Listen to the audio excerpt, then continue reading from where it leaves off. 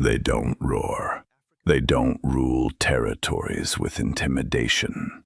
But the African wild dog may be more ruthless than the lion. Lions rely on strength. Wild dogs rely on strategy. They hunt in coordinated packs. Each member has a role. Each movement is planned. And their success rate? Up to 80%. Higher than most big predators in Africa. They don't ambush. They chase relentlessly.